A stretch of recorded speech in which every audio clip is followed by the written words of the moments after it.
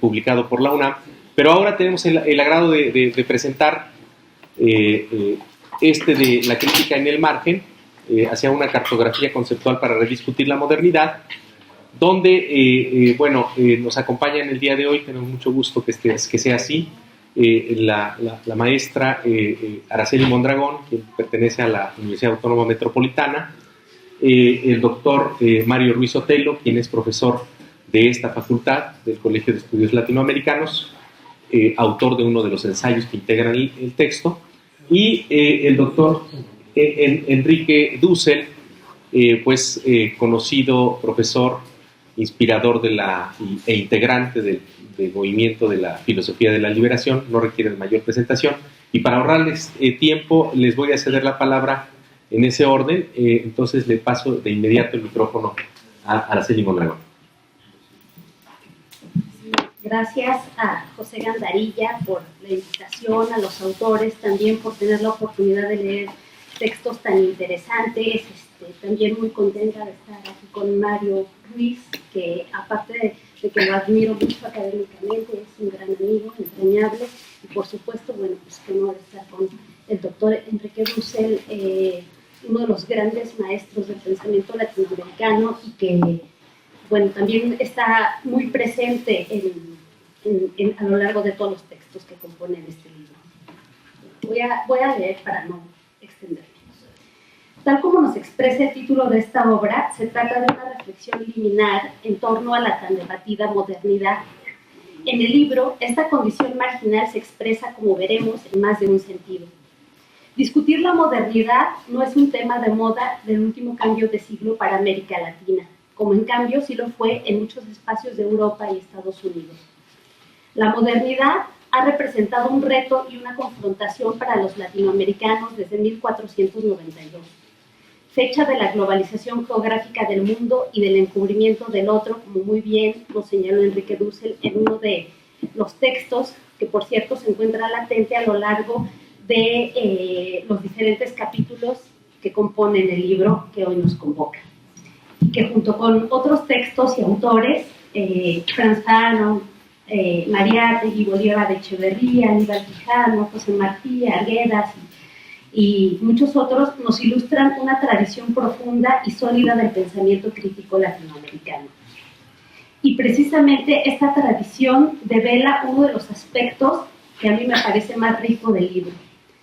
Es el aspecto de la tradición en un sentido benjaminiano, ya que mencionaban hace rato a Walter Benjamin, como una tradición, como un diálogo intergeneracional. Este libro está escrito no solo por intelectuales consolidados, sino por jóvenes investigadores que reactualizan problemas y autores en una confusión muy valiosa de rigurosidad, pero también de nuevas miradas y de frescura intelectual que ensancha los horizontes académicos, que, como todo en la vida, a veces tiende a anquilosarse. El libro como tal, y como nos expresa en su título, es una cartografía que no solo recupera conceptos, categorías y problemas que se han ido acuñando para pensar en y desde Latinoamérica, sino que nos lleva a pensar hacia nuevos horizontes, hacia los problemas que han surgido a partir de la reestructuración neoliberal del capital, y que no solo ha transformado la política y la economía a nivel global, sino que también ha trastocado todo el sentido, el acontecer y el ser de las personas que habitamos este mundo. El libro se organiza en 5 grandes apartados, y yo voy a empezar por el quinto y último, no solo porque también me gusta pensar contracorriente, sino porque este se llama Estéticas Otras, Corporalidades Diaspóricas y Alteridades Sexogenéricas, y me parece que dentro del libro es el territorio más liminar y más marginal de este mapa que representa. Aquí escriben José Gandarilla, María Antonieta Antonacci, Gabriela González Ortuño, quien escuchamos hace rato, y Verónica López Nájera. Este apartado inicia con la importancia política de la experiencia estética, en un capítulo que se llama Bolívar Echeverría y la mímesis festiva, donde José Gandarilla reflexiona sobre la fiesta y el arte como momentos de quiebre, eventualmente de ratificación o de subversión de lo político. Me parece que esta es una dimensión fundamental para las posibilidades de resistencia y la rebelión en nuestros tiempos ante los poderes cada vez más anónimos, cada vez más abstractos, y los alcances de la dominación que penetra hasta lo más íntimo de nuestro ser, a tal grado que se pone en riesgo la propia capacidad justamente de nuestra subjetividad, de articularnos como sujetos libres, como sujetos activos. Y bueno, la experiencia estética aparece aquí como un momento muy importante. Recuerdo haber leído en algún texto de Ernest Bloch la importancia justamente de esta experiencia estética para la praxis revolucionaria. Él comentaba que es una actividad muy importante para la crítica y para la utopía, porque a diferencia de las utopías sociales, que pueden resultarnos una proyección demasiado distante, la experiencia estética justamente es una experiencia vivida, nos toca, nos simbra, nos devuelve a nosotras mismas, nos afecta, y en consecuencia es una experiencia mucho más concreta de subjetivación libre frente a la sujeción, a la alienación, y a esa figura que retoma José de la bestia triunfante, de la que habla Karel Kosik, en la que de alguna manera estamos dominados y alienados por una red de poderes anónimos. El texto de Antonietta Antonacci vuelve sobre el territorio mínimo vital en el que nos podemos situar los seres humanos, el cuerpo. Aquí nos presenta una propuesta de recuperar configuraciones políticas y poéticas como camino para decolonizar cuerpos y saberes, para enfrentar la estigmatización de la racialización y la discriminación. Nos habla, pues, de una estética de la resistencia, que opone la lógica oral frente a la razón gráfica, que nos sugiere la construcción de la memoria a partir de lo que ella llama las astucias de la razón oral. Es muy interesante porque nos pone ejemplos de música, de cine, de narrativas africanas, como estos espacios de resistencia y construcción de identidad desde el margen.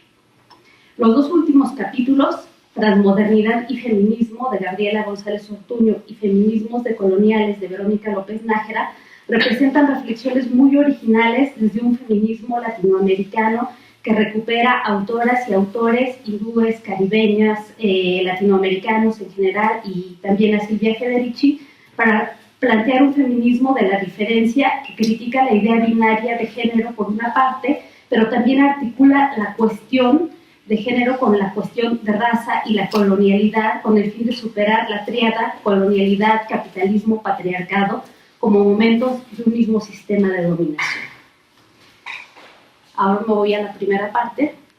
La primera parte inicia precisamente con un texto de Eduardo Gruner. No me voy a extender porque justo lo acabamos de escuchar y de verdad, así como escucharlo, leerlo, es una aventura extraordinaria del pensamiento. Y bueno, esta primera parte se llama Hacia inexploradas zonas de la teoría crítica, lugares para un relevo de sentido. Este capítulo en especial le da lugar al no lugar, a la génesis del discurso insular y discurso utópico latinoamericano, desde una perspectiva crítica de la modernidad. Este apartado, también aquí escriben Roberto Almanza, Daniel Casimir y Alejandro de Otto, conjuga una profundidad teórica que comprende problemas modernos, auténticamente universales, desde la concretud histórica y humana a la que nos obliga a pensar desde acá, desde América Latina, desde la conciencia de que existe un contexto de enunciación, como nos van a decir varios autores, y a partir de esto se nos plantea la cuestión de la subjetividad moderna, en la experiencia histórica originaria de un ego conquiro, de un sujeto colonizador imperial, frente a la posibilidad y persistencia de otras formas de subjetividad, de multitudinarios sujetos colectivos, como nos dice Eduardo Gruner, de la subjetividad desde el no ser, desde el borramiento del cuerpo racializado. En el apartado 2, a mí me gusta porque es una continuidad de esa primera parte y conecta directamente con la dimensión histórica justamente de esta construcción de subjetividad, ¿no? Pero ya no en este nivel más reflexivo, más teórico, sino precisamente desde la historia y a contrapelo, como se llama el capítulo. Y en esta sección se desafía el parroquialismo, no solo eurocentrado, sino también cierto parroquialismo interno que a veces tenemos desde ciertos países o desde ciertos lugares de América, y se navega hacia aguas de la historia de los lugares más utópicos de América. Aparece mucho el Caribe y la construcción indígena desgarrada pero persistente del tiempo y del espacio. José Rabasa, desde el mundo que nos abre el mapa de Cuautitlán, nos muestra la coexistencia de varias concepciones espaciotemporales, de memorias y de posibilidades de rememorar. Eduardo Restrepo nos muestra en Tecnología para la Salvación de las Almas cómo se ejerce un teopoder, un sometimiento del cuerpo en los esclavos bozales en Cartagena de Indias en nombre de la salvación de las almas. Este teopoder, que se estructura a partir de la posibilidad de la vida eterna, es un concepto que se puede plantear en una retrospectiva histórica y reconfigurando el concepto de biopoder Foucaultiano. En este mismo tenor apunta el texto de Itzá Eudare, que también lo escuchamos hace rato, cuando nos explica la evangelización a partir de la racialización y la ubicación de la minoría de edad de la subjetividad india en esta lógica de salvación, de acuerdo a la cual se plantean como sujetos que necesitan de cuidado y de acompañamiento. Cierra este apartado histórico una magnífica exposición de Mario Ruiz Sotelo sobre Haití como espacio simbólico de liberación. Es primero en La Española donde surgirá La voz que clama en el desierto de Antón de Montesinos y los dominicos antillanos, después con esa gran figura que va a ser Bartolomé de las Casas, y después hay otro momento de quiebre histórico muy importante en la primera independencia de América Latina, que será, a juicio de nuestro autor, una revolución de revoluciones, al cuestionar a la propia Revolución Francesa y los pensadores ilustrados, demostrando cómo detrás de ese espíritu precisamente racionalista de los derechos del hombre hay detrás intereses colonialistas y esclavistas. En los capítulos 3 y 4 se vuelve sobre conceptos, categorías, autores y problemas que han ido enriqueciendo el pensamiento crítico y la praxis latinoamericana. Comienzan con un texto de José Gandarilla, donde hace una genealogía y dimensiona los alcances y límites de las teorías postcoloniales y el giro decolonial, y después sigue un capítulo de Juan Cristóbal Cárdenas, donde reflexiona sobre los aportes críticos de la articulación de la teoría de la dependencia y la filosofía de la liberación, a partir de un marxismo crítico, particularmente en el pensamiento de Enrique Dussel. Alicia Hopkins hace una genealogía y un balance crítico del concepto de exterioridad de Enrique Dussel, que aporta al pensamiento de Marx la consideración del oprimido ya no solo como trabajador explotado, sino como persona que se manifiesta en lo singular como pobre y en lo comunitario como pueblo. Y bueno, estos son temas que yo creo que son un legado epistemológico importantísimo para entender muchos procesos latinoamericanos.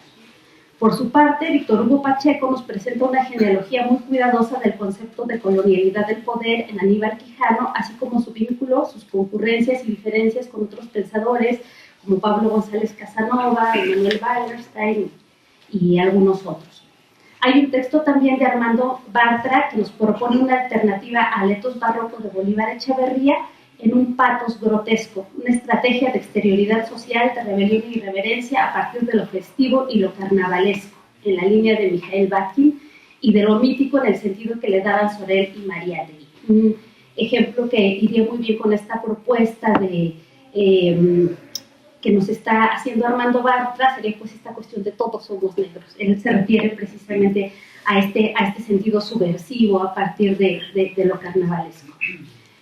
Por su parte, Mariana Gaitán nos propone un pensamiento fronterizo como ejercicio político-intelectual de decolonización epistemo-ontológica a partir de críticas como las de Santiago Castro Gómez y de Edward Said. Jaime Ortega nos propone, por su parte, descarrilar el tren del progreso a partir de una modernidad periférica que recupera el pensamiento de Adolfo Colombres, donde una nueva práctica política quiebra el paradigma modernizante y la idea de progreso a partir de una práctica que precede a una epistemología y que recurre a una idea de un tradicionalismo crítico o un tradicionalismo de resistencia.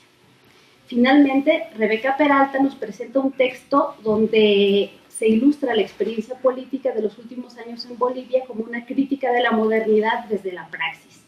Aquí expone justo la experiencia boliviana del buen vivir, la democracia intercultural, la plurinacionalidad y la autonomía indígena. En fin, estas son apenas unas cuantas postales del amplio panorama de discusiones que nos abre esta cartografía. Es apenas una invitación a subirse a este barco y emprender un viaje por esta América que en mucho sigue siendo ese nuevo mundo que se abrió como territorio de renovación y de acumulación originaria del capital para los europeos del siglo XVI y que hoy, en este siglo XXI, tenemos que comenzar a abrir para nosotras mismas.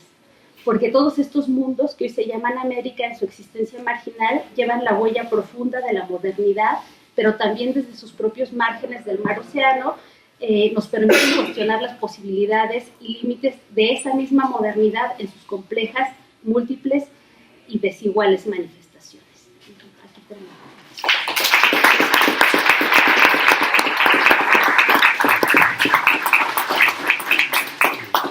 Gracias, Araceli, por tu lectura tan pormenorizada y subrayando muchos de los temas que están cruzando el libro. Y le vamos a dar la palabra enseguida al doctor Mario Ruiz Otero. Muy bien, muchas gracias, José. Gracias también a Araceli, mi amiga de muchos años, y al profesor Enrique Dussel, mi profesor de muchos años. Bueno, dicen que un libro es como un hijo, y entonces yo supongo que las presentaciones de los libros son algo así como una especie de bautismo, ¿no? Una cosa parecida, o al menos una fiesta. Y entonces, sin duda lo es, porque creo que este libro, yo cuando estaba leyéndolo, recordaba que hace 7 años sacamos un libro colectivo que se llama El pensamiento filosófico latinoamericano del Caribe y Latino, 1300-2000, y recuerdo que el profesor fue el coordinador de aquel libro, y recuerdo que decía, cuando alguien me pregunte si hay filosofía latinoamericana o no, vamos a mostrarle este libro como una demostración de que esa filosofía existe. Porque es el fantasma de la pregunta de Salazar Bondi de si existe una filosofía de nuestra América, parece que está presente, ¿no? Un fantasma recorre la filosofía latinoamericana, es la pregunta de Salazar Bondi. Pero esa pregunta yo creo que ya la podemos contestar afirmativamente de muchas maneras. Y creo que este libro es una de esas maneras en que podemos contestar afirmativamente esa pregunta. Son 20 artículos, y en esos 20 artículos podemos encontrar muchas diversidades. Diversidad dentro del pensamiento crítico de filosofías críticas. Estoy pensando, por ejemplo, en la filosofía postcolonial, o el pensamiento postcolonial, el pensamiento decolonial, que por supuesto es el que guía en efecto el libro, la filosofía de la liberación, la teoría de la dependencia. Por citar algunos de los más nombrados, pero bueno, también esa es una de las diversidades. También hay una diversidad de temas.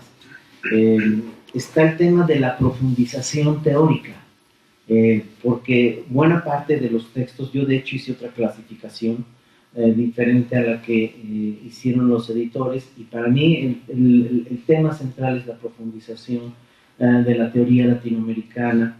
Otro eje que yo veo es el de la interpretación de la realidad latinoamericana. Fundamentalmente esos dos. Claro, en la interpretación de la realidad latinoamericana ese lo subdivido en dos: la contemporánea y la histórica. Entonces, esa es una diversidad. Voy a rápidamente a señalar, igual un poco como como decía Araceli, postales, la enunciación de lo que me parece, como invitación a la lectura de lo que pueden encontrar en cada uno de los 20 artículos.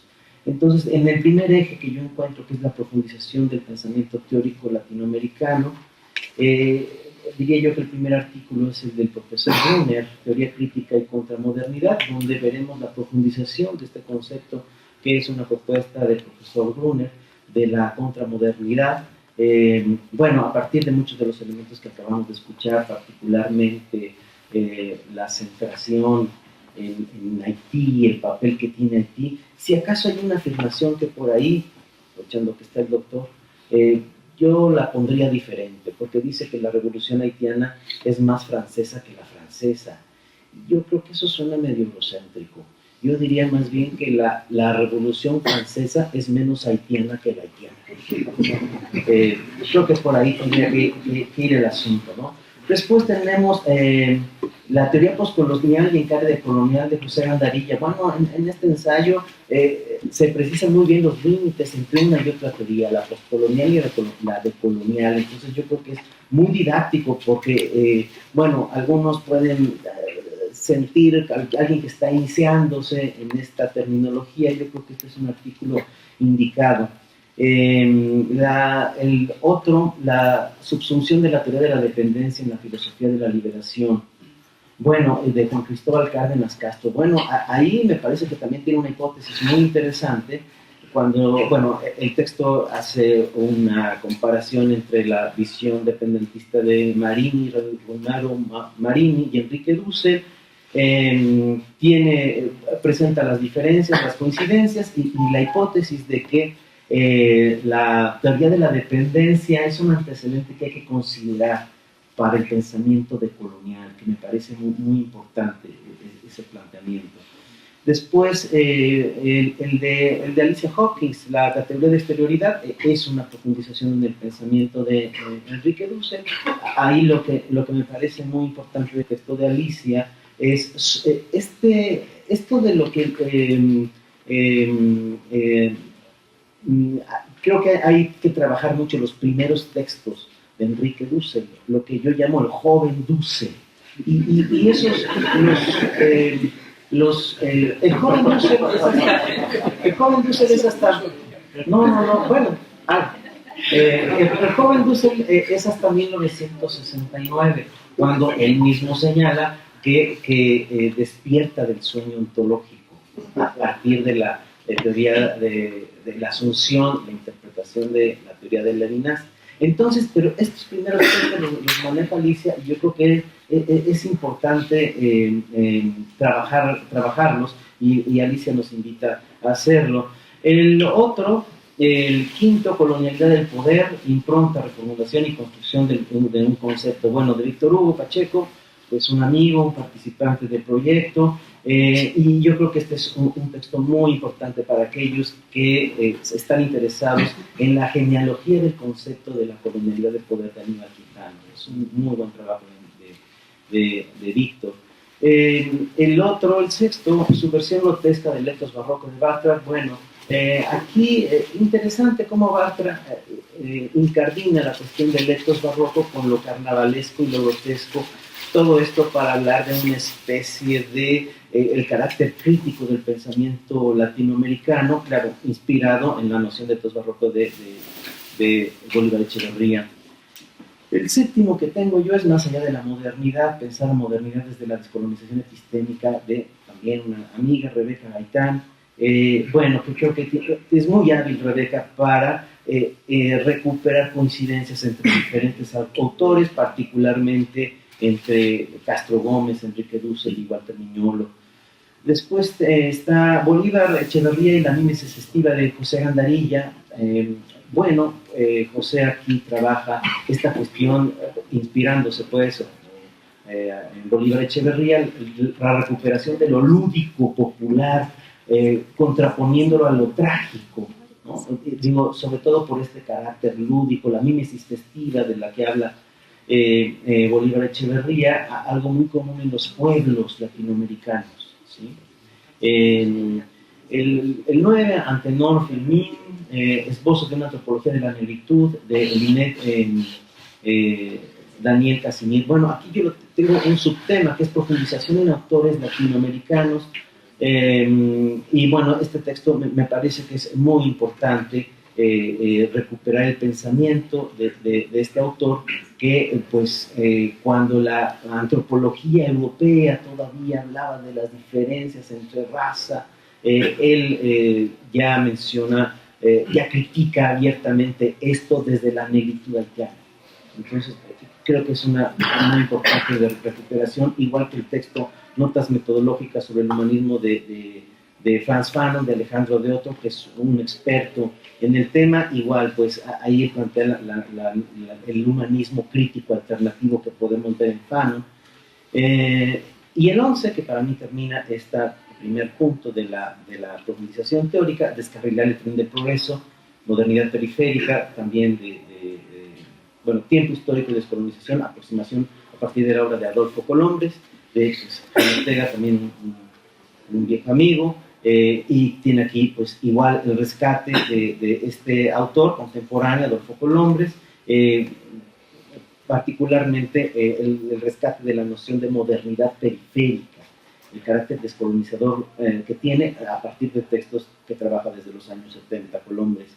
Bueno, el segundo punto que yo decía, que es la interpretación de la realidad latinoamericana, y ahí pongo el inciso A, que es la contemporánea, y el primer artículo que tengo aquí es el de Bolivia, una crítica política de la modernidad capitalista desde la praxis de Rebeca Peralta. Bueno, es un texto que pues nos habla de cómo el pensamiento decolonial ya ha influido en gobiernos latinoamericanos, particularmente en el gobierno de Evo Morales.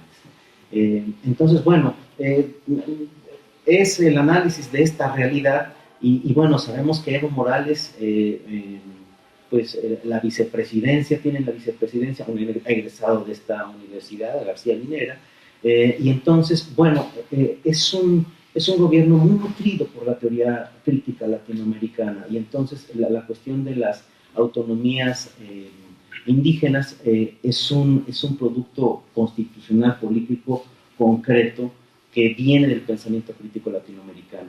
El siguiente punto que tengo, que es el 13, de colonialidad de cuerpos y saberes, de María Antonieta Antonacci. Bueno, quizá creo que es el más largo de los ensayos.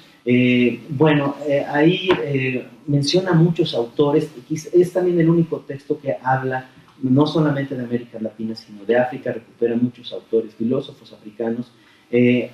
A mí me parece que aquí es la recuperación de una epistemología alternativa, la epistemología del cuerpo, de la danza, de la creatividad popular, de origen africano y también indoamericano, aunque se centra particularmente en la festividad africana. El 14, transmodernidad y feminismo en dos pensadoras caribeñas contemporáneas, Oki Curiel y Yuderquis Espinosa, de Gabriela González Ortuño, pues también una amiga. Y bueno, con esta me parece un manejo muy interesante, la noción de transfeminismo, que es, digamos, recuperar la noción de transmodernidad y aplicarla al feminismo a partir de lo que dicen estas autoras que, bueno, cuestionan la heterosexualidad como parte de la modernidad,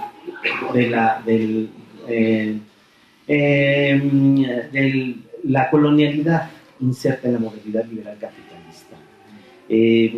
Bueno, el siguiente que tengo es Feminismos decoloniales, una apuesta anticapitalista y antipatriarcal, de Verónica López, que también yo creo que es muy didáctico porque nos da una lección rápida sobre la genealogía de los diferentes tipos de feminismo a partir de la realidad latinoamericana. Después tengo esto de la realidad, les decía yo al principio, ese es el inciso A, la realidad contemporánea, el inciso B es la realidad histórica, y ahí, bueno, hay 4 artículos, no, 5. El primero, la implantación civilizatoria moderna, colonial, capitalista de las Américas y lo Caribe como significante flotante, de Roberto Almanza. Bueno, interesante también este texto, donde nos habla del papel protagónico que tiene el Caribe para entender la modernidad-colonialidad, porque pues el Caribe en efecto es la puerta de entrada de la modernidad y del capitalismo en consecuencia. El 17, la simultaneidad de la historia global de José Rabasa. Bueno, ahí también, aquí analiza el códice de Cautinchán y ahí pone una especie de, una pregunta que en realidad no responde sobre en qué medida la epistemología occidental es capaz de entender la epistemología indígena, porque el códice hay elementos que pareciera que se le escaparan a la epistemología occidental. El 18, tecnologías de salvación y teopolítica en el temprano periodo colonial de Eduardo Restrepo. Este papel de la salvación de las almas como una especie de teopoder, que es un neologismo que propone Eduardo Restrepo, porque, la Iglesia estaría, así como el Estado tiene, según Foucault, ejerce un biopoder, la Iglesia un teopoder. Creo que no sé si es lo más adecuado, tendríamos que un animapoder, ¿no? Una cuestión así tendría que ser. El 19, encubrimiento y colonialidad en el pensamiento indígena en narrativas del siglo XVI de Itzá Eudave, que también es un amigo ya de algunos años, menciona cómo trabaja la cuestión de la colonialidad del poder desde los misioneros del siglo XVI que inventan una conceptualización del indígena también basado en una epistemología occidental y eso tiene incluida la colonialidad del poder, según nos presenta Itzá. Y el 20, el texto que yo escribí, que se llama Haití, espacio simbólico de liberación, donde intento recuperar Haití, no Haití el país, sino Haití la isla, ¿no?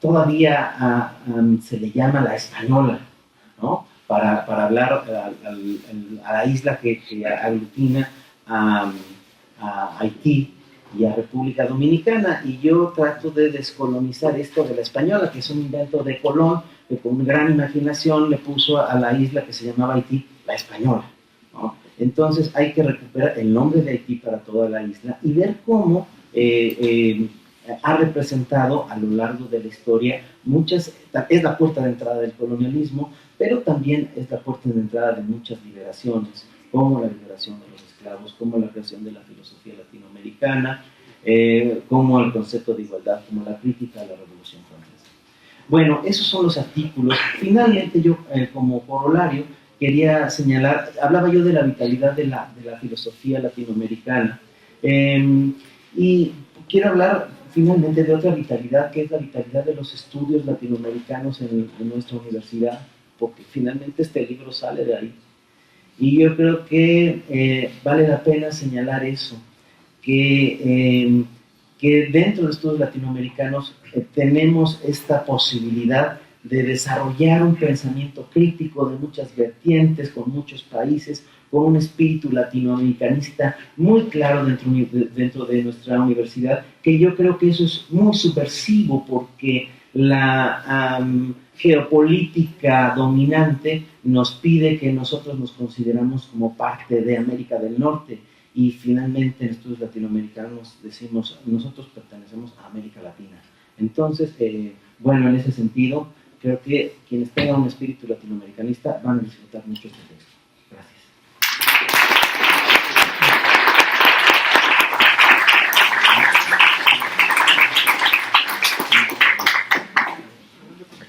Muchas gracias, Mario, por tu lectura tan puntual y por la sugerencia también de una ruta para emprender la lectura de todos estos ensayos.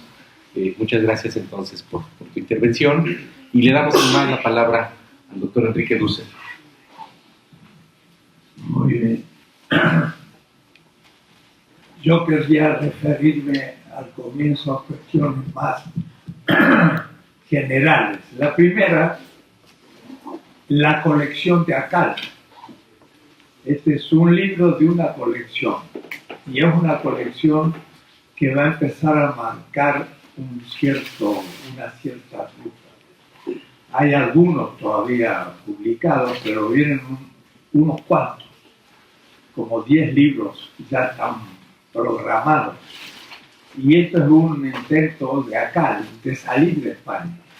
Estos libros se están publicando en España, en México, y quieren publicarse en Lima y Buenos Aires, simultáneamente, para también saltar por sobre los problemas económicos y aduanales que hacen muy difícil y muy caro los libros cuando se tienen que exportar a otros países latinoamericanos. Así que es un gran intento. Y la gente de acá, el centro está en Madrid, pero también está allá en México y va a estar en los otros dos polos, están muy entusiasmados con la colección. Debo decir que esta colección tiene atrás un militante. Y justamente José, al que me voy a tener que referir también, cita en pie de página en su trabajo una reunión que yo digo siempre, nos reunimos, pero ni me acordaba en qué fecha ni en qué año, porque las cosas van sucediendo. Dice José Gandarilla en la página 13, nota 15, del 4 al 5 de diciembre de 1998, hace 18 años, y acá dice hace más de 17, pero ya pasó otro, en Nueva York, pero no es la ciudad de Nueva York, es el estado de Nueva York, se desarrolló el Seminario Internacional Transmodernity, Historical Capitalism and Coloniality. Esa reunión la ideó dos alumnos de Wallerstein, uno de los cuales es Ramón Grosfoguel, que se formó en Binghamton, que fue profesor en el Boston College, donde yo lo conocí por primera vez hace como 25 o 30 años, y de ahí pasó a Berkeley, pero no solo en Berkeley, sino que un semestre en Berkeley y el otro en el Centro de los Anales de París, y se la pasa entre París y San Francisco. En esa reunión estuvo justamente Walter Mignolo, estuvo Wallerstein, me tocó a mí ser invitado también. Y debo decir que también estuvo Bolívar Echeverría, aunque un poco escuchando lo que se discutía. No intervino, pero estaba ahí mirando. Y fue muy importante, porque ahí, entre Mignolo y yo, convencimos a Wallerstein de algunas cuestiones, tal como pensar que la modernidad había empezado con la Ilustración, es decir, en el siglo XVIII. Era como un movimiento ideológico. Dijimos de ninguna manera, la modernidad es un momento histórico y comienza en 1492 y hubo una discusión. Wallerstein aceptó los argumentos y cambió de posición. Wallerstein. A tal punto que sacó un libro chiquito, pero muy importante, El universalismo en Bartolomé de las Casas. O es decir, le dijimos, el siglo XVI es ignorado no solo por el eurocentrismo, sino por el norte de Europa, Alemania, Dinamarca, Inglaterra y después Estados Unidos. El siglo XVI no se hizo filosofía ni tiene ninguna importancia, es el fin de la Edad Media. Era una filosofía escolástica, por lo tanto era medieval. Bueno, le criticamos eso a Wallerstein y lo aceptó, a tal punto que toma Bartolomé Las Casas y él, que forma parte generacionalmente de una crítica del eurocentrismo, pero todavía algo eurocéntrica, cree en un cierto universalismo que ya estamos criticando. Pero él tomó a Bartolomé Las Casas como un pensador universalista en el sentido de Wallerstein, que habría que ponerse también a dialogar. Es interesante esta cita, porque yo creo que ese encuentro fue también la aparición como un iceberg que de pronto apareció una parte de lo que estaba debajo. Y lo que estaba debajo eran como 4 o 5 grandes reuniones, grandes por un cierto número, 10, 12 pensadores, que nos reunimos a veces en Yuc, otras veces en Venezuela o en Bogotá, y empezamos a discutir la crítica postcolonial y la crítica también al pensamiento que se venía fraguando en ese momento, donde lentamente se fue imponiendo esta idea de lo decolonial o lo descolonial, porque los franceses hablan de deconstrucción, y entonces decolonial.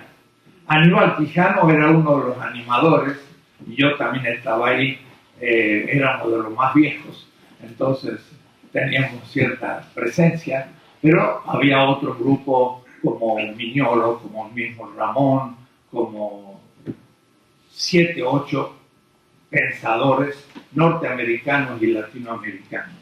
Yo diría que es una red o una comunidad de pensamiento que nació en esos años del 92, porque los que más se beneficiaron del llamado quinto centenario de la invasión de América fueron primero los indígenas y después los que criticamos la idea del encuentro de los mundos, benévolo y simpático, que encuentro, digo yo, uno mató al otro, fue un encuentro un tanto violento, ¿no? Entonces no era el encuentro, sino la invasión, y no es el descubrimiento. Y acordémonos que la estatua de Colón en Reforma, no hemos hecho la de Cortés, pero hemos hecho una que es peor todavía que Cortés, porque es el papá de Cortés, que es Colón. Lo pusimos en la Avenida Reforma en 1892, el 4º centenario, y el mismo fecha se puso la estatua de Colón en Barcelona.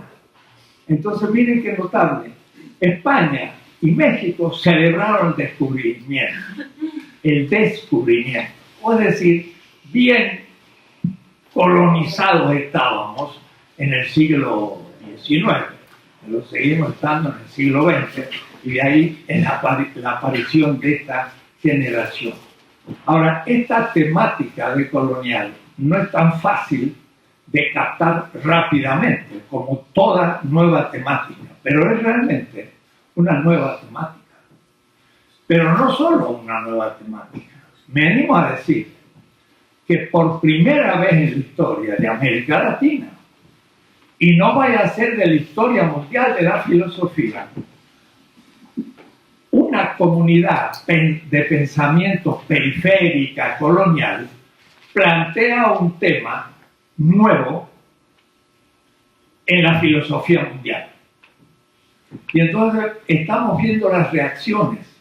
Cuando uno habla en Alemania o en Estados Unidos, pero en las grandes universidades, no solamente en las pequeñas, en Harvard, en Berlín, en lugares estratégicos, ya no tienen ellos el manejo del discurso. No saben de dónde surge lo que se llamó la genealogía del tema.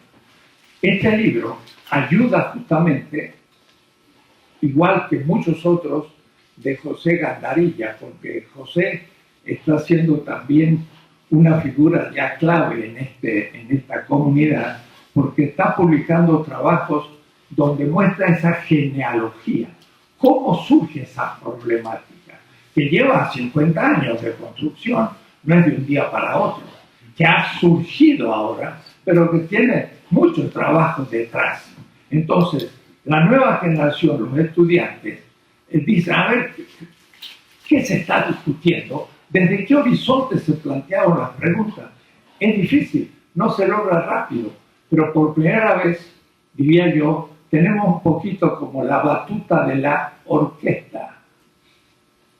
Los europeos y aún los profesores nos tienen que decir, ¿qué es eso de lo del colonial? Lo toman como folclórico, pero no saben qué es, ni cómo surgió. Pero en cambio, cunde.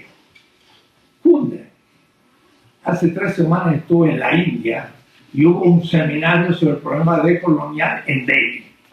Y habían leído nuestras cosas y ya nos conocen en Delhi, en la India.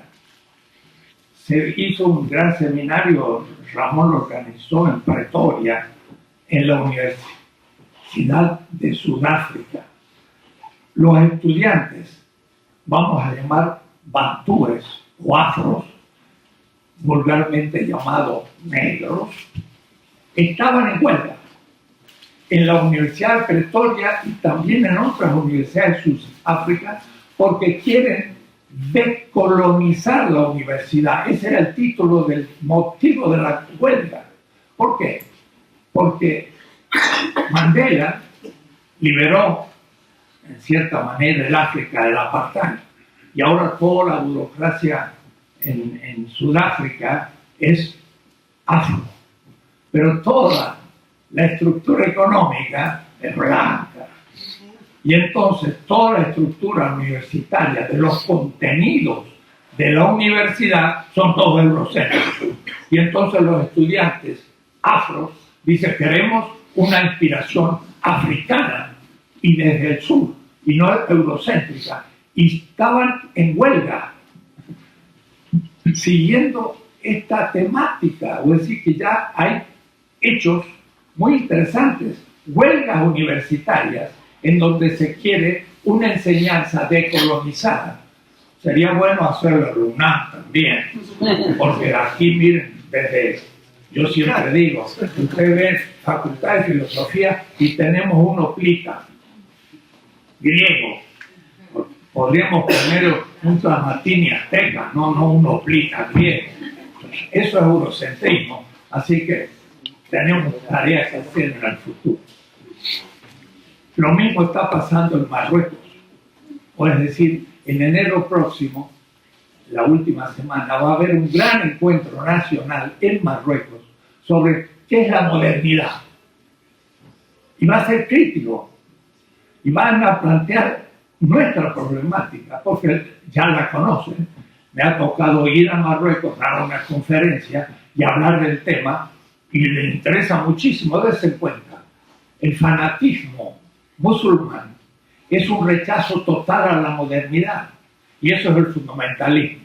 Es lo mismo que el fanatismo cristiano de Bush, o más o menos de Trump, o el fanatismo de un cierto sionismo en Israel, que o eres israelita o eres un ciudadano de segunda en Israel, porque los pobres palestinos no pueden hacer el servicio militar y por lo tanto son ciudadanos de segunda.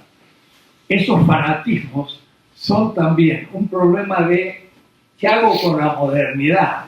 O me identifico con ella o la rechazo completamente. Y entonces vemos cómo el fondo de la lucha que hay ideológica en el Medio Oriente no es solo el petróleo, son también chiitas contra sunitas y contra Arabia Saudita en problemas con la modernidad, porque critican la modernidad por problemas sexuales, la derecha musulmana, pero después se traga el capitalismo sin ningún problema, porque ponen todos sus dólares en los bancos norteamericanos o suizos.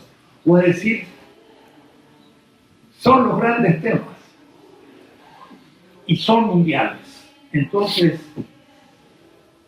este libro igual, que todo el movimiento se está transformando en una problemática de todo el sur, de la China, de la India, del mundo islámico, del mundo bantú, por supuesto, y de América Latina. Ebussi Bulaga, un gran filósofo de Zaire, en un libro que se llama La crise du mundo, la crisis del mundo.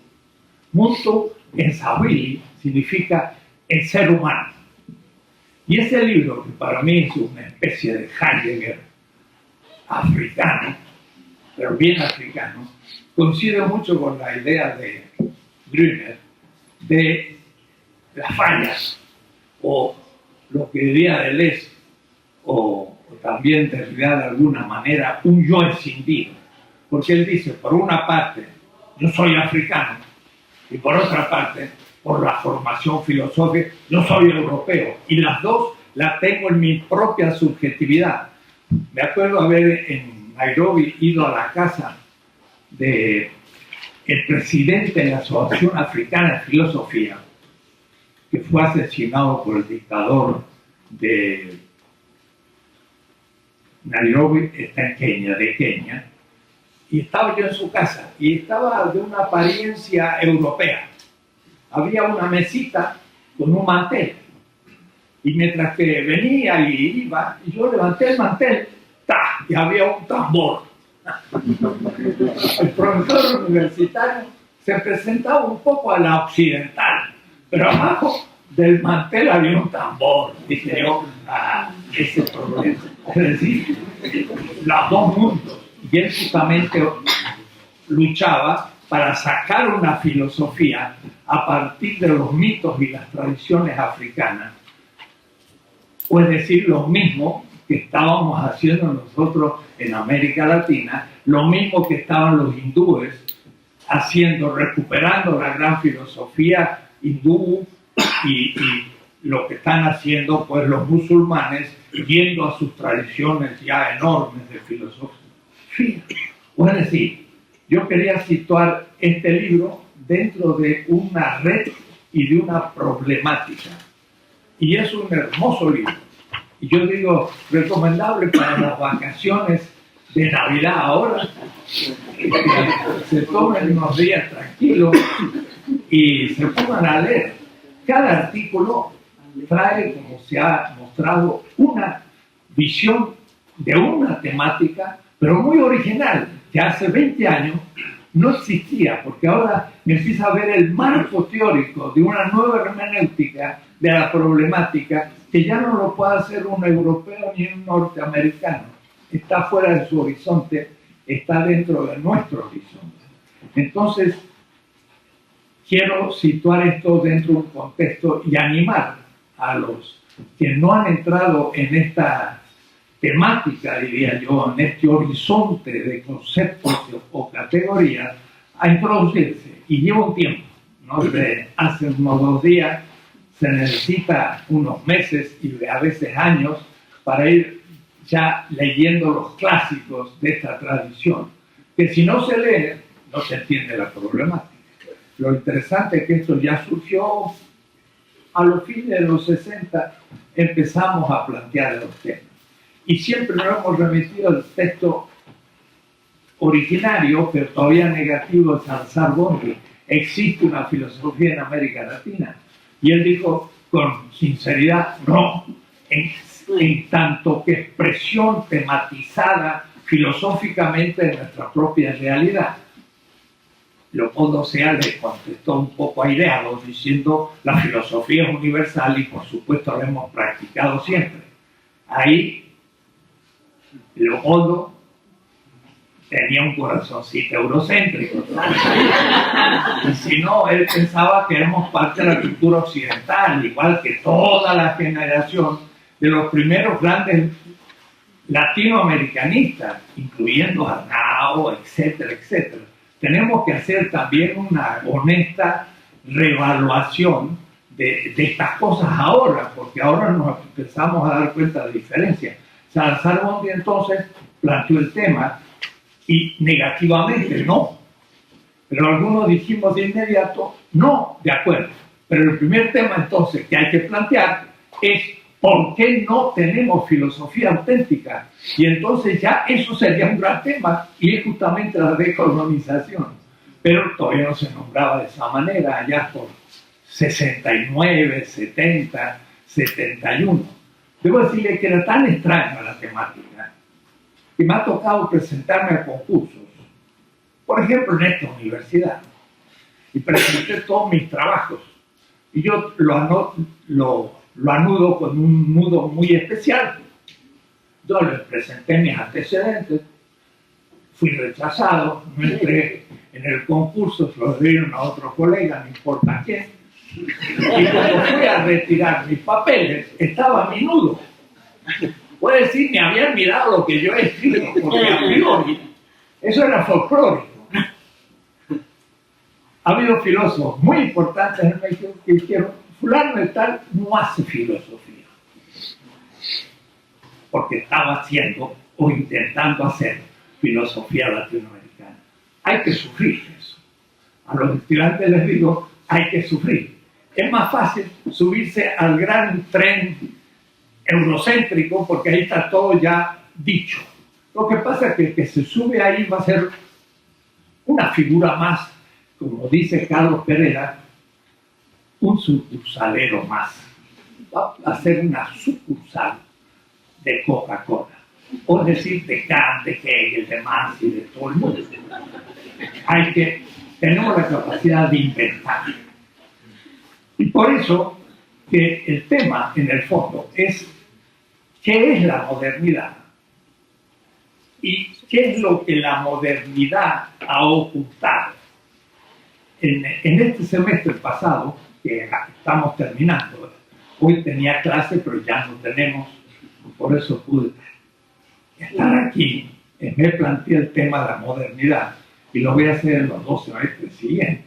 Y creo que hemos avanzado mucho. Pero un libro muy bueno de Jacques Goodyear, que estuvo 10 años en África, en Ghana, y después ganó una cátedra de historia en Cambridge, en Inglaterra, y se llama The Theft of History, el robo de la historia. La metáfora que usa es fenomenal. Y usando un poco la idea de los archivos de Foucault, pero diciendo, Europa tomó los archivos de las culturas de la India, de la China, no puedo contarles todo lo que tomó de la China, la modernidad, la revolución industrial empezó en la China, mucho antes que en Inglaterra, usaron casi todas las máquinas chinas, ni la tecnología siquiera es exclusivamente europea. Estudiaron todo eso, se informaron, como en la computadora leyeron archivos, pero después desconectaron los archivos. Yo inventé la cosa. Pero no solo eso, pocos años después denigraron a los otros el despotismo oriental. Si le habían sacado todo a la China, hasta el laissez-faire del liberalismo económico, es el way, el no actuar de los chinos, no actuar. Puede decir, tan complejo es el mercado que no hay que actuar. Dejar que el mercado funcione y el político no debe ser mano porque la mano de Dios es la que lo dirige, no el político. Pero esa doctrina, aún como doctrina china, o es decir, Europa inventó todo lo que había en gran parte informado de otras culturas. Tuvo genio de desarrollar muchos aspectos y sobre todo a nivel de la tecnología, lo cual es un capítulo especial. Entonces, el problema es, ¿qué es la modernidad? No es tan fácil, porque es una edad del mundo, es una estructura civilizatoria, es una cultura, es una narrativa, pero también es una retórica, puede decir, una ideología que lentamente desacredita todas las otras y se instala como el pensamiento universal único al cual los demás tienen que imitar o están fuera de la historia, o es decir, están atrasados. Eso le llamé hace mucho la falacia desarrollista. Grüner le llama, pues, yo diría, la falacia del progreso, lo mismo que Walter Benjamin, porque como el camino es el único, el que no sigue este camino está atrasado, y todas las demás culturas están atrasadas, pero no veo aspectos positivos superiores al occidente, aún en culturas que tecnológicamente no llegaron a ser como la europea, pero que pueden enseñar muchas cosas a la cultura europea. Entonces, tenemos muchas problemáticas que desarrollar. Yo veo primero la cuestión del origen, la fecha. Pues sí, cuando dicen el origen de la modernidad es el Renacimiento, y después el pensamiento, la reforma y después la ilustración. Van de Italia, Alemania a Francia. No está España. No está España. No hay siglo XVI, porque el Renacimiento es 480 y la reforma luterana es el 600. Pero después la gran revolución científica, Newton y en la filosofía Hobbes, es siglo XVII. ¿Qué pasó con el siglo XVI? Desaparece. Entonces veo que en el libro ya hay coincidencia.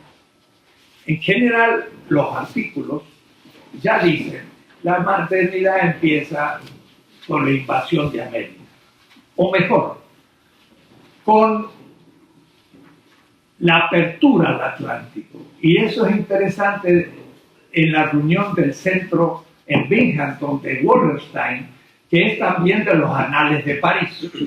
Y ustedes saben que Brodel habla del Mediterráneo, pero Pierre Chonu, su alumno, con el que yo hice mi tesis en la Sorbona, habla del Atlántico y Sevilla. Entonces, desde el comienzo, desde 1960, el Atlántico para mí tiene significado. Además, lo atravesé en barco 4 veces, antes del avión.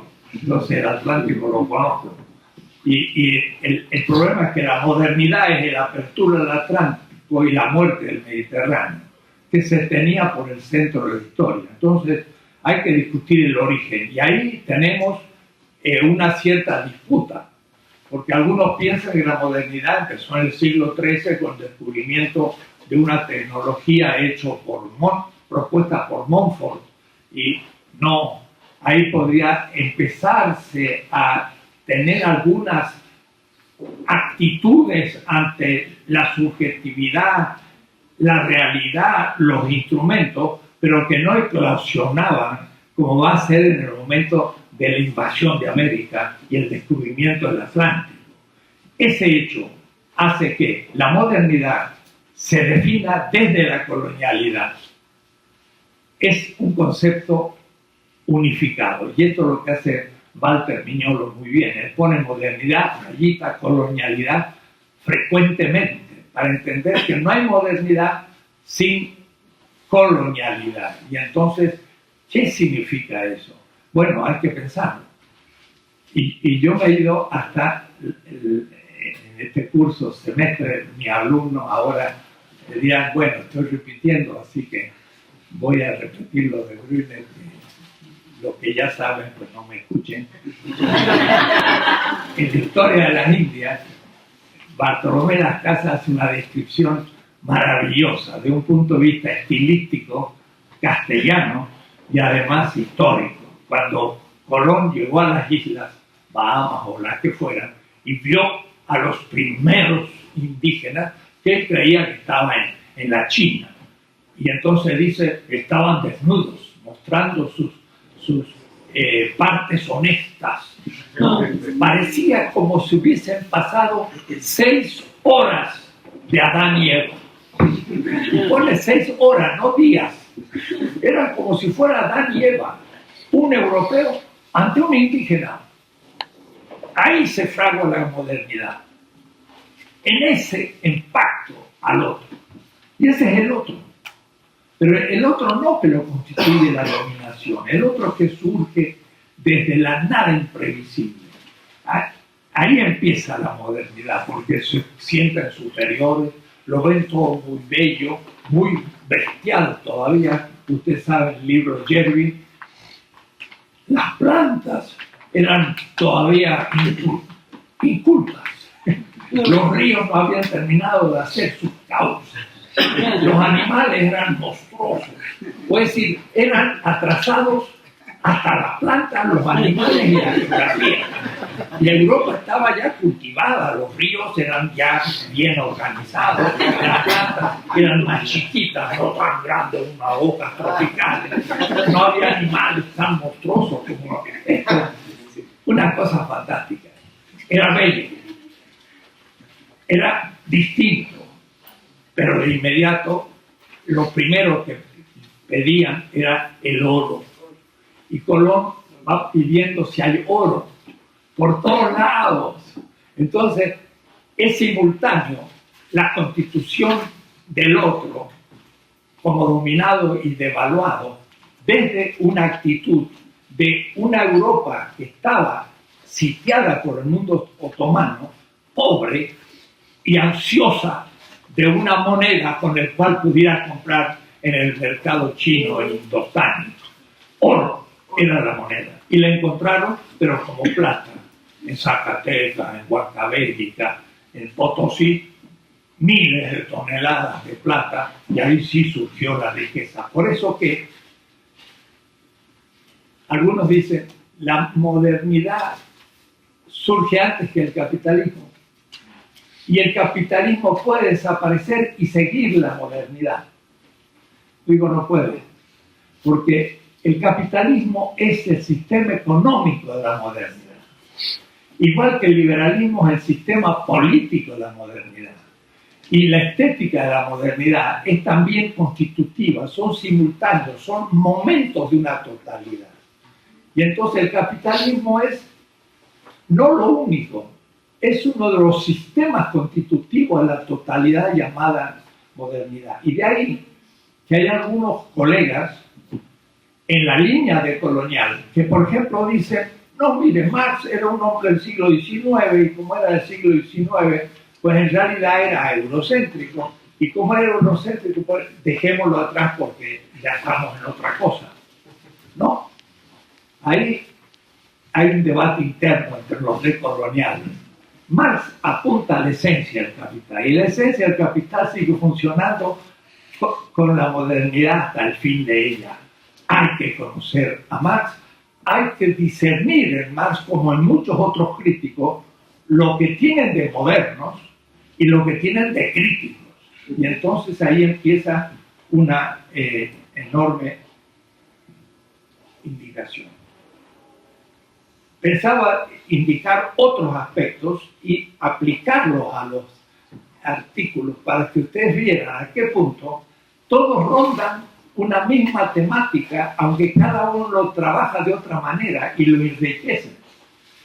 Y el primer artículo de José es muy valioso, igual que muchas de sus obras, porque está tematizando muy bien el tema y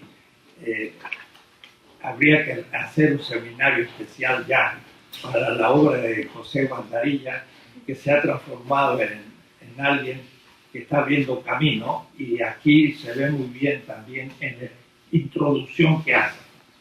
Günther Grüner también nos ha expuesto parte de su pensamiento, pero en este artículo dice, estoy de acuerdo con la transmodernidad, pero voy a tomarla en otro sentido, la contramodernidad. Y entonces ahí sí es bueno hacer un debate interno, porque algunos dicen, pues la modernidad terminará con el capitalismo, otros dicen hay muchas modernidades futuras distintas, o Antonio Negri te dice una altermodernidad, y también Boaventura de Sousa Santos plantea otras hipótesis porque tuvo una época de posmodernismo crítico, le llamó él, pero ya lo dejó al posmodernismo, ya lo convencimos, ya ha ido un poco más adelante y ha dejado la posmodernidad como horizonte. ¿Ven? Se van logrando. Yo aceptaría este hermoso artículo, pero lo único que diría es que hablar de contramodernidad es solamente estar antes, pero ¿y cómo hacer para estar después de ella? Claro, el después de ella es muy complicado. Quiero en un instante volver al tema de la transmodernidad, pero realmente muy corto, y usando, me encantó, un diagrama también, como dice Charles Peirce. El diagrama es conceptual, pero yo siempre he hecho uno, pero hoy lo voy a modificar mejorándolo, espero. Espero que dibuje mejor que yo. Espero que dibuje mejor que yo. No, tú, excelente. Yo siempre digo, la modernidad es como un cono de luz pero lo pensé simplemente como imagen y ahora lo empiezo a pensar más. Luz, sí, pero la Lumière era la ilustración. Entonces es realmente la luz de la inteligencia. La metáfora se vuelve más fuerte todavía. Es un cono de luz, pero yo siempre lo represento como un círculo plano. Ahora lo voy a representar por primera vez como una esfera. Un cono de luz que ilumina la esfera. Y al iluminar la esfera, como es normal, hay una parte que ilumina y hay una parte que no ilumina. Y justamente la parte oscura es la parte negra, diríamos así, de la luna que no vemos, porque el sol la ilumina.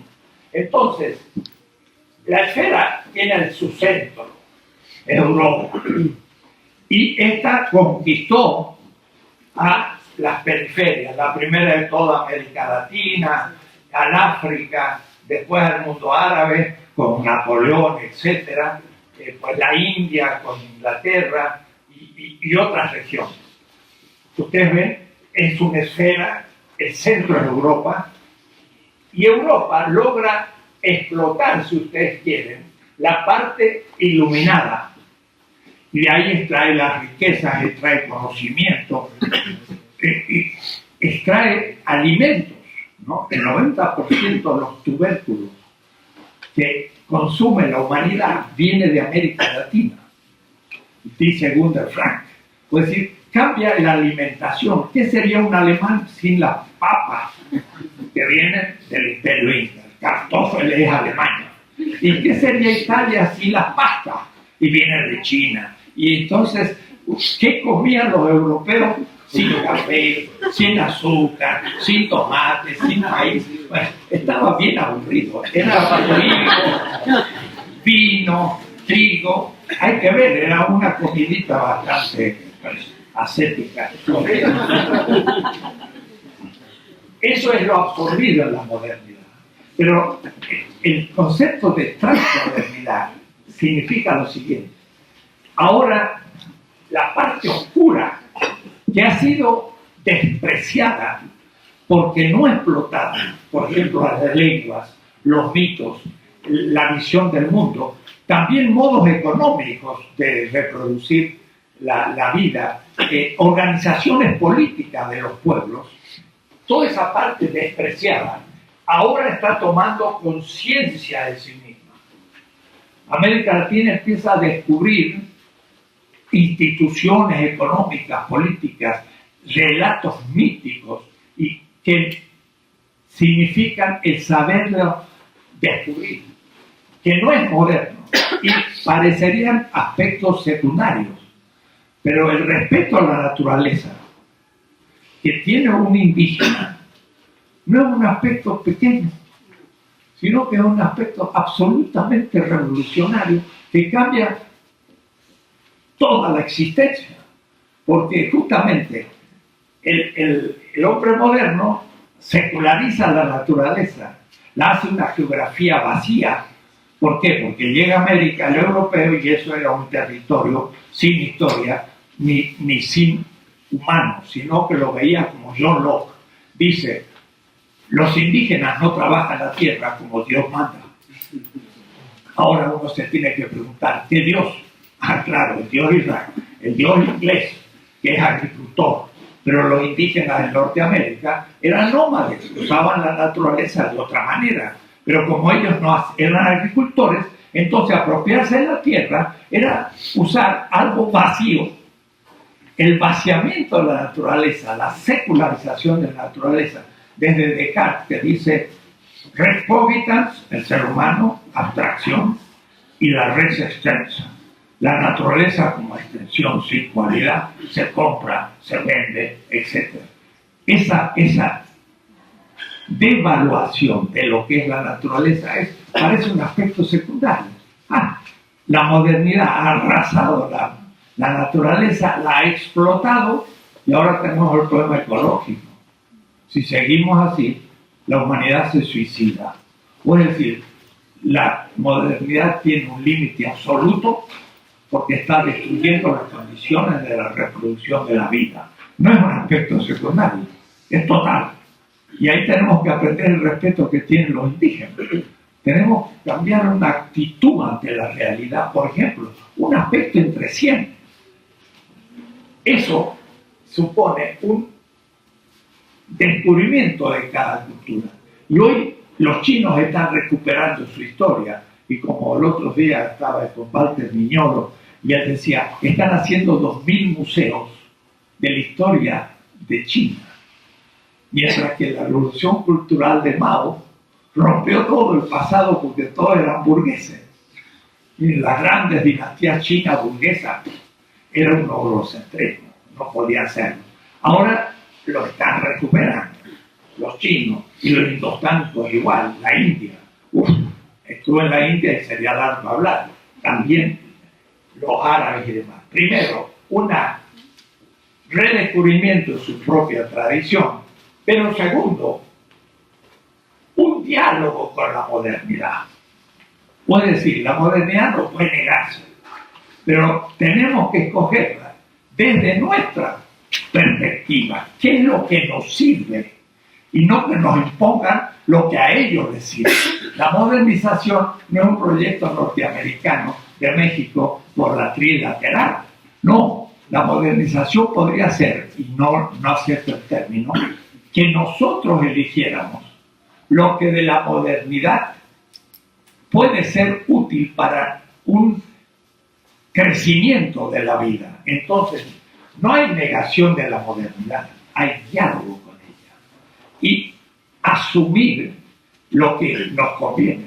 Y eso permitiría, sí, un cierto desarrollo, pero no desde los supuestos de la modernidad, sino de la exterioridad, de aquella parte de las culturas del sur que la modernidad despreció. Y entonces sería que América Latina hiciera un proyecto que sea asumir la tradición en diálogo con la modernidad y creando una nueva realidad. Si cada uno de las grandes culturas del sur hace eso, entonces vamos a lo que llamamos pluriverso. No un universal concreto o abstracto, no, un pluriverso. Y ahí no es el problema de la alegoría y la metáfora, sino el problema de la analogía, que hemos trabajado bastante en un semestre.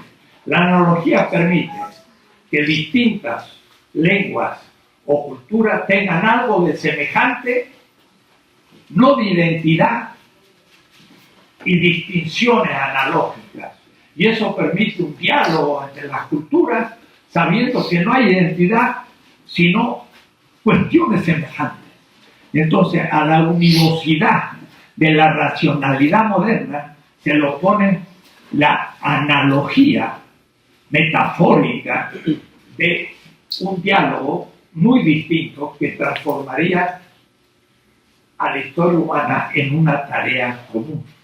Sería una nueva época de la humanidad, no contra la modernidad, sino otra cosa. Y como no tenemos nombre, le ponemos trans. Pero el trans supone un movimiento hacia el futuro, positivo, no solamente negando la modernidad. La palabra contra quizás es negativa. Yo creo que trans es contra, pero también a favor de la modernidad, asumiendo, pero también superándola. Era una subsunción, pero a su vez negativa. Es más complejo. Y eso nos permite entender muchos temas que están, todos los artículos están rondando estas categorías, y sería muy bueno mostrar cómo van trabajando estos temas. Pero yo tenía 10 minutos, no sé. Gracias.